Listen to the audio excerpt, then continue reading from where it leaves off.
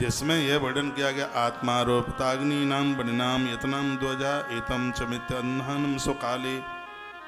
रात्रि को भोजन से पूर्व अग्निहोत्र, रात्रि का भी अग्निहोत्र, सुबह का भी अग्निहोत्र बड़ा प्रभावशाली है। अपनी आत्मा में भी आप अग्नि का आरोपण कीजिएगा, ऐसा भी वर्णन किया गया है। अग्नि साक्षात भगवान का मुख है। प्रातः काल में दी जाने वाली आहुति सूर्य आहुति कही जाती है। ये सुन लीजिए, इससे बुद्धि और विवेक, जो सुबह में हवन होता है इससे बुद्धि प्रखर होती है। जो सुबह का यज्ञ है 7 नंबर के श्लोक में इसका वर्णन किया गया है। मैं बोले देता हूं क्या लिखा है इसमें। कहा गया है श्लोक, संपत्करी तथा गेह सायमग्न्याहुतुद्वज आयुष्करीत विज्ञेह प्रातः सूर्याहुतिस्ततः।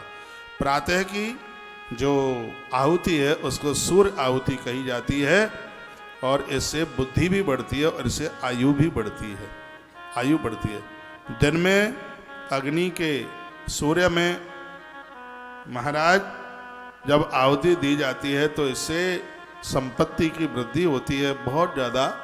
दिन में यज्ञ किया जाता है, इससे संपत्ति बढ़ती है। और संध्या काल में हवन किया जाता है, इससे निश्चित रूप से शांति की प्राप्ति होती है। हवन की बहुत बड़ी महिमा है।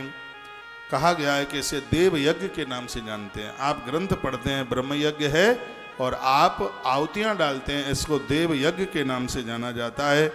और ये देव यज्ञ जीव का कल्याण कर देता है। नित्य ब्रह्म यज्ञ, वेदों को पढ़ते हुए, वेदों के स्वाध्याय को करते हुए जीवन को जीना चाहिए। वेदों को पढ़ना ही ब्रह्म यज्ञ है, पुराणों को पढ़ना ही ब्रह्म यज्ञ है, शास्त्रों को पढ़ना ही ब्रह्म यज्ञ है। 10 नंबर के श्लोक में कहा, ब्रह्म यज्ञम ध्वजा कुर्या देवानाम तृप्तये सकृत। जैसे भोग लगा करके देवता प्रसन्न होते हैं, आपके ग्रंथ पढ़ने से भी देवता प्रसन्न होते हैं, वेद पुराण पढ़ने से भी देवता प्रसन्न होते हैं।